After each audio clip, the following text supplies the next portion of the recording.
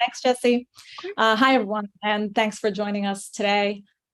Just for a little bit of context, Laika is a compliance as a service platform, and we help companies with information security and privacy compliance and ultimately get their certifications and their audits. And as Jesse mentioned, Dicken Chaplin's joining me today, and excited to have him here. He recently joined us as our CFO. And today's topic is how to play offense with a limited balance sheet. And we're going to hear directly from Dicken on his lessons learned from a $2 billion acquisition during his time at Turbonomic, which was acquired by IBM. If we can turn to the next page, I'll just go through high level what we're going to cover today. So why hire a CFO? And I'll talk about that. Dicken will go through the path to success, looking back to look forward. We're going to talk about failing fast in action and what that looks like, and then living and dying by the forecast. So on the next page, we're going to just talk a little bit about context on Laika and what led to our decision to hire a CFO this summer. So Laika was founded in 2019. We had closed a $50 million Series C this summer with $98 million in total cash raised, and we had a healthy balance sheet. We had tremendous growth, going from $1 million to $10 million in ARR in just under 7 quarters, and we had aggressive growth plans. We had product market fit, and it was definitely time to scale. We had a small but mighty 3-person finance team, but it was definitely time for some changes. And so moving to the next slide, you know, why a CFO, and again, why now? For us, with 3 years in business and a Series C, we realized that it was time to start looking beyond the upcoming quarter. Looking 1 quarter out wasn't actually sufficient at this stage. And with the macroeconomic environment changing, we also decided that we really wanted to build out a plan for, at some point in the future, cash flow break even, and that growth at no cost was not an option for us. And so we needed to start with planning processes, and we wanted to build out a 3-year plan so we knew where we were going, and to develop that roadmap to get there. And part of that was also building out operating budget for the upcoming year. And that was really critical to build out various scenario analysis. If we spent X amount, could it drive Y in ARR, for example, developing multiple scenarios? If we spent more in marketing and certain channels, is the ROI there? So those were all things that we wanted to consider and to have more discipline around. And there were many different directions that we could go for future growth, and we needed a strategic lens and the data. And we'll talk a lot about the data later as well to make these decisions. And so with the planning, then we wanted to think about management, right? Once we had a plan, we needed to ensure that we had the data, we had the reporting, the process, and I would say, very importantly, the discipline in place to evaluate progress along the way and to look around the corner, as I like to say. And what does looking around the corner actually mean? It's being able to look at the data, have the data in place to identify potential pitfalls, areas where we need to fail faster, and we'll talk about that more a little later. Fail fast, make decisions, change our approach. And so that was really important. And so with that, we wanted a trusted advisor, someone to be the arbiter of the data, to really help us build out our plans, hold the business accountable, especially as the business was becoming more complex. Multiple product lines, geographies, and business opportunities. Finally, before I turn it over to Dicken, the other important thing was really accountability and driving sort of operational excellence across Laika and across all teams. And so, with that, along with my co-founders, obviously we made the decision to move quickly ahead this summer and to hire a CFO. And we hired Dicken, and super happy he's here. It's been about a month. And I'm going to turn it over to Dicken now. Great, thanks, Eva. And just as way of quick introduction, I spent, before I joined Laika, I spent the last 7 years at Turbonomic, an application resource management startup. And as Eva said, ended up being acquired by IBM in the summer of 2021. I saw the growth phase from when I joined the company, it was about 20 million in revenue and grew it through 200 million by the time we exited. So I got a good sense for the arc of the growth of a company through multiple different phases of scale. And I'm excited to speak to you today about some of the things I learned and some of the things that I am bringing to Laika that I think are really critical in terms of building out a really robust decision-making engine, if you will, based and rooted within hard data. So the first slide I'm going to point to is this is what I think the journey of a company looks like, right? Everybody would love to see a line that looks like up and to the right. Every quarter, you're growing faster and faster and faster. That rarely, if ever, really happens, right? The pathway to success looks, in my opinion, a lot more like consecutive S-curves.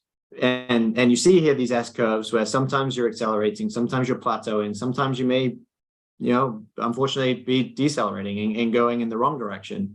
But the most important thing about this is, A, you've got to understand that you're going to come across, challenges along the way, which I think everybody understands that. But it's really understanding where you are. Like if you were to plot yourself on one of these curves, like understanding where you are. Are you at the bottom of one of those inflection points where things are about to accelerate? Are you at the top of an inflection point where things are about to go the other way? And being able to build a system whereby A, you can measure and understand where you are, but B, and more importantly, anticipate what's coming next. You're making some changes. You're implementing some new strategies. You're seeing the green shoots, and you need to be able to really put your foot down on the gas. Or perhaps you've made some bets that aren't paying off and you need to pull back. So this whole concept of playing offense with a limited balance sheet is something that we all in the venture space have to live by every day, right? We by design and by definition, we live with narrow balance sheets. It makes us inspect the decisions we're making at a much more granular level, and we have a high bar, especially in today's macro environment, for burning cash. And it's gone are the days where you just buy growth at any cost. Now we have to be frugal. We have to be thoughtful about how we're allocating our spend. So if I click one more time, to overlay some of these curves with some of the actions that you may well experience in the journey of your company, these were some things actually that we worked through at Turbonomic, and some of the initiatives that I led from the finance organization. And this just tries to give a little bit more context as to what I mean by making these changes in relation to where you are on these curves. So go-to-market evolution, right? Understanding where are you focused right now in terms of your target market? What's your selling motion? And does that support the growth for the business over time? What we noticed at Turbonomic is we were started off in the low end of the market. Our unit economics didn't support the segment that we were going after, and so we needed to go up market. Now, as we went up market, we started to sell to bigger and bigger enterprises. And one of the things that we found was our pricing and packaging didn't work anymore, and we had to evolve our pricing and packaging.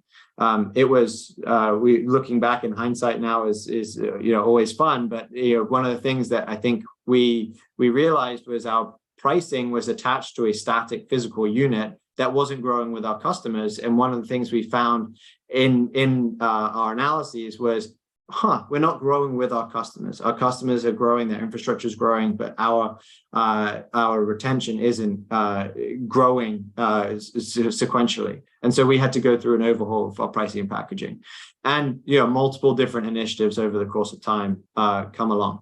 So how do you build out this concept of being able to understand where you are and where you're going? So the first thing is defining the key set of metrics. You see a lot of metrics on here. Everybody in this call knows all these metrics inside and out. They're the industry standard, and for good reason. They're important, but they're table stakes. They're the financial fundamentals. And in nature, they are lagging indicators. They don't help you get ahead of where you're going. They may help you understand where you are on those curves, but it doesn't help you understand where you're going and anticipating. And what I often see is a lot of companies will go through their quarterly board meeting exercises 5-6 weeks after the end of a quarter. They look at these core metrics. They discuss with the board certain things that are working, not working. They come out with a set of action items. And lo and behold, you're already halfway through the next quarter when you could have been course correcting in the middle of the prior quarter if you're looking at the leading indicators in the right way, right? So what I urge you to really think through, and one of the things that I built out at Turbonomic was the concept of what we called our radar function, right? It's that what leading indicators help us identify the business challenges that we're dealing with today, and what are the business challenges that are coming at us tomorrow, a quarter from now, 3 quarters, 4 quarters from now. And so I'm just going to walk through. There's a lot on this. I'm not going to walk through all of them. The idea is, these are some examples of leading indicators. It's not exhaustive, doesn't apply to every business, but a few examples of how I implemented this and some of the ways that this became a successful tool for us at Turbonomic. So one is the lead volume, the number one metric on this slide at the top. We all set goals on marketing MQLs. Like how many leads are we getting in, and are they converting through the funnel? But are we inspecting the quality of those MQLs? Are they in the target markets that we've identified is our sweet spot that we're going after? Are the ASPs of those leads converting at a high enough rate that we're going to be able to get to scale? Can we hit the next year's plan of 100% growth with these small customers? Or do we need to figure out how do we take that marketing engine and point towards the market that we're going after? So we at Turbonomic, we went from a big broad-based marketing play where it was a volume game and we got a lot of great leads from it, to an account-based marketing approach where we started to really go after the target customers, and we did a lot of work around the target demographics and the ideal profile of the customer, and start marketing directly towards them. It may seem obvious, but it's very easy, and we all know how expensive marketing programs can be. It's very easy for that to run away, thinking that you're okay because your MQL volume is high, but not taking it through the next couple of steps of the funnel. Now, if you wait for it to show up in your LTV to CAC ratios, it's going to show up, but it's going to show up later, right? This probably shows up 1, 2, 3 quarters later. So that's one example. The second example, something I used religiously at Turbonomic, was this pipeline coverage of the plan. Constantly looking at not just this quarter, next quarter, 3 quarters out, 4 quarters out of how much pipeline coverage we have, and then back solving from that to understand what do we need to build in terms of being able to hit our plan. It has implications for everything from hiring plans to incentive structures to being able to forecast accurately.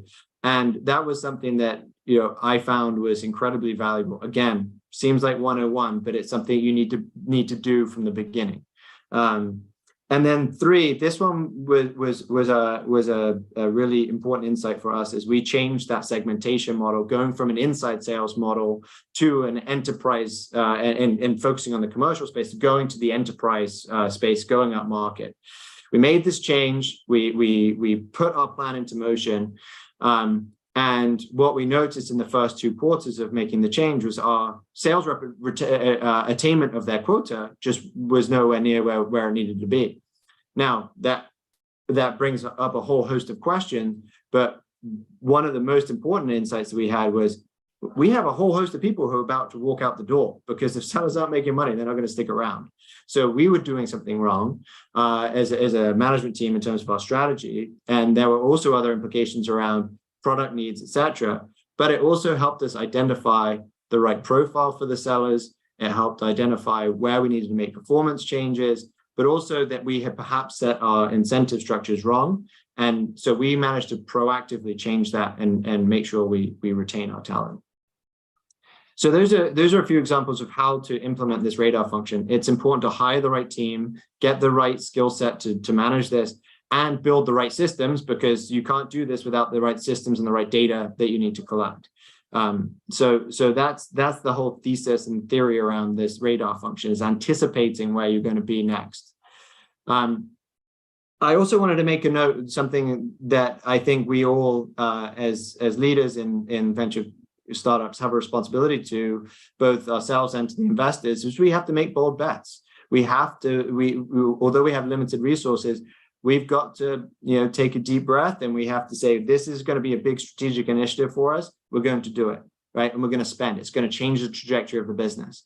But we don't want to do that by bleeding out the balance sheet. So what do we need to do? We need to build out a very detailed operating model that lists out the assumptions. early on, you don't have a lot of data to be able to test out whether the assumptions are right or wrong in your model. The important thing is not whether you've got the assumptions right, it's more that you're measuring against those assumptions and trying to figure out what is holding up and what is not. So you've got to define that model, you've got to define the leading indicators, you've got to really, and this next point is really important, you've got to define what success looks like on a monthly and quarterly basis. Are you tracking on plan? So you're not waiting to say, how do we do in the first half of this year? We'll look, how did you do this month? Do we see the green shoots? You've got to constantly measure against it, and then finally be very decisive. If something is measuring well against your plan, great, pour more water in it. If it's not, and you don't see the green shoots, that's when you've got to pull back, and you've got to be very decisive. Otherwise, we'll bleed out the balance sheet. And then finally, this point about living and dying by the forecast. This is something that is absolutely imperative, and is often something I think is as simple as it sounds, is overlooked in the early stages of building a company. You're so focused on building product market fit and establishing that, which is absolutely important, but you've got to start building the forecasting capability on the sales side. So holding the sellers and the sales management accountable to the forecast, but also to triangulate that sales forecast with your own statistical forecasts. With small data sets, hard to do. But the important thing is you're going to continuously refine that methodology so that when you get to week 4, week 5, week 6 in a quarter, you can call the number very, very accurately, but then also looking at 2, 3, 4 quarters out and staying ahead of it. And then if you build that level of intensity around the inspection of the forecast, good things will happen. So just a few takeaways before we turn over to questions. So one is the concept of building a robust model. Build it well, build it right. Second is hire the right team, the sort of the radar team, as I like to describe it, that are going to help with the analytics to understand where you are in the S-curves, where you're going next. 3, make bold bets, but measure it closely and be decisive. And lastly, live and die by the forecast.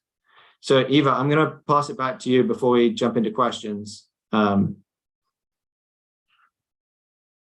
You're on mute, Eva.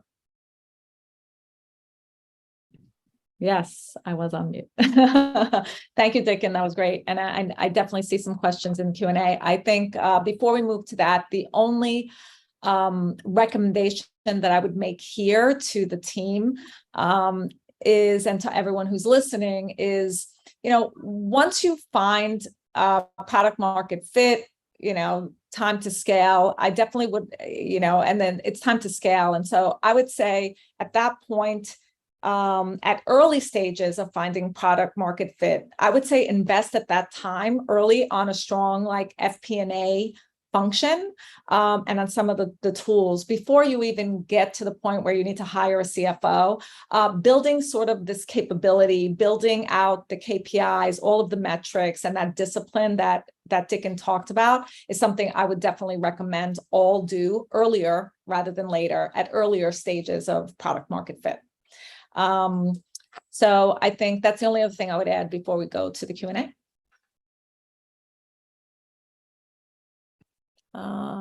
Okay.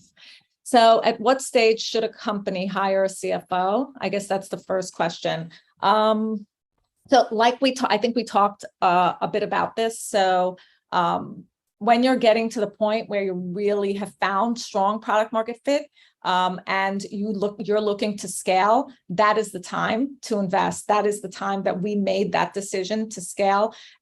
Earlier on in the stages of a company, may not make sense to bring in somebody as you're still experimenting and trying to find that product market fit. So I think our stage was actually the right time. And I would definitely recommend that. I don't know if there's any other insights you would have on that in your experience, Dicken. No, I think that's right. I think, once you go to figuring out how we scale, it often comes part and parcel with the amount of cash you've raised and the ability to make bold bets, right? And when you have the ability to make bold bets because you put a significant amount of cash on the balance sheet, I think that is the natural time to really bring someone in. Mm-hmm. Okay, next question. Blind spots. What type of blind spots should they be looking looking out for. I think there are numerous blind spots, and there are definitely areas, as for founders, you're building the company, you're experimenting, you're identifying some of these bold bets, but being able to have the data, have the metrics. Are we spending too much in a particular area? Are we actually getting the ROI that we intend? Are we spending not enough on a potential area where there is traction? Do we have the activity metrics to evaluate how is productivity amongst the teams? Like, those are some of the blind spots, because we're so busy, right, as founders, and we're running and we're building and we're making decisions fairly quickly, and so those could end up being blind spots, and so we want that arbiter of the data, is how I say it, and having the right data and the metrics and activity metrics to evaluate all of those things. Those are some of the blind spots. Yeah, and I think one of the ways in the design of the radar function, the part of where I see it fitting in the organization by design is in the finance organization, rolling into the CFO, so that the information becomes black and white. The blind spots come when there's an level of interpretation within a functional group. This isn't to say that there's not trust among the groups. It's to say that there may be someone interprets the data some other way and then communicates that interpretation and that insight back to the CEO or back to the founding team or whomever the decision makers are.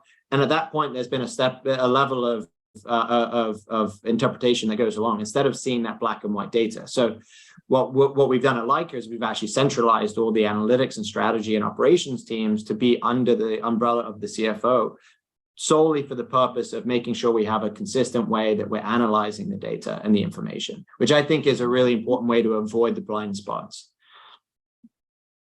I see a question on here saying, do we have any advice on how to build a radar? Tools or external partners seems really critical, but also hard to do. It's hard to do, but it's a matter of building you have to have the right team. You need to start thinking through what the profile of those people look like.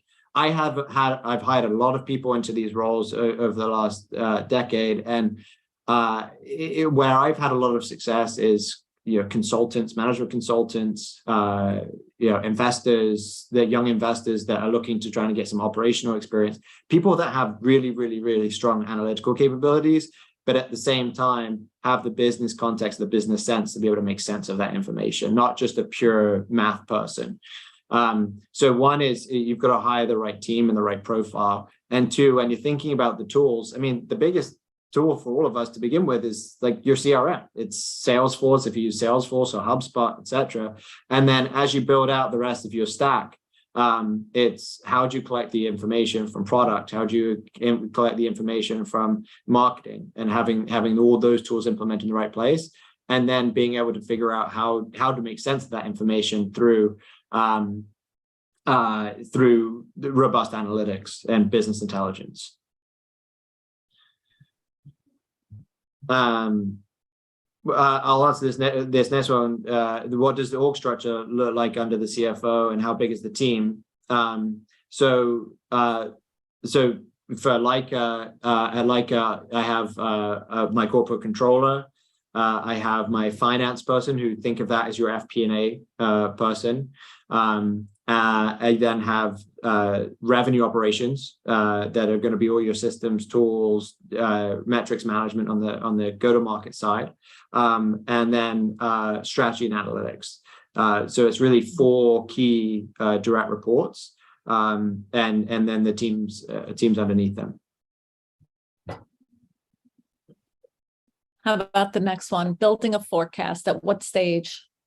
Yeah, I think it's a good practice to start immediately. It's hard to do. Sometimes it's like if you're pre-revenue, you're like, how am I supposed to forecast? And it's challenging.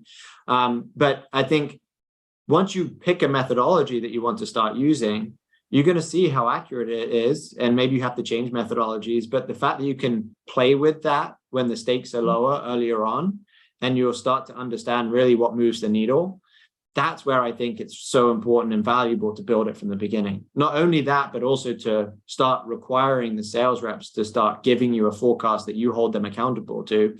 You may give them a little bit more leeway earlier on as we're building the capability out, but you get to the point where that's part of their job, is to make sure they're committing a number to you as a team. Yeah, I think earlier the better as well, for the reason of just creating that muscle in the whole company, right? It's not just for the Absolutely. seller or NDR, it's for maintaining your churn. It's like it really is just creating that muscle as an organization. So the earlier you start, the better. And it could be a limited number of things that you're going to forecast out. It doesn't have to be a full, P&L, but it can be some very key targets. And yeah, my recommendation is earlier the better. Yeah, that's right. The first thing I did actually on day one when I joined Laika a month ago, I asked everybody in my organization to provide a forecast for our quarter. And a lot of people said, well, I don't know how to do that. No, I don't care how you do it. It's a matter of building that culturally, that everybody is thinking about the quarter. Everybody is thinking about the forecast, because collectively, if we've got a lot of smart people thinking about the same problems, but maybe tackling it from different ways and different perspectives, we're going to be much better for it. So I highly urge you to do that. And then the last one is on bold bets. I think we talked about that specifically around, success criteria. I think we had that slide that you went through, Dicken. I don't know if there's anything else. Yeah. So this I think is really, and we talked about it, but to reiterate, is building what success looks like. And really, defining what the milestones are through that process. You may want to say, we need these leading indicators by 4 weeks, by 8 weeks, by 12 weeks, or whatever the appropriate time frame looks like. So you've got something to measure against. If you don't have something to measure against, it's impossible to know whether something's working or not. And the number of times I've seen people make decisions saying, we're going to go off and do this, and then in 9 months, they say, well, I don't know if it's working yet, so we're going to give a bit more time to percolate through and see if it's going to be a success. At that point, you may have already wasted 3 quarters of cash, or perhaps you were underinvesting in it because it's working really well, but you just don't know. And that's when you need to say, I need to double down on it. So I think having that measuring stick, whatever that is, and defining those metrics and measuring constantly against them will set you up for success.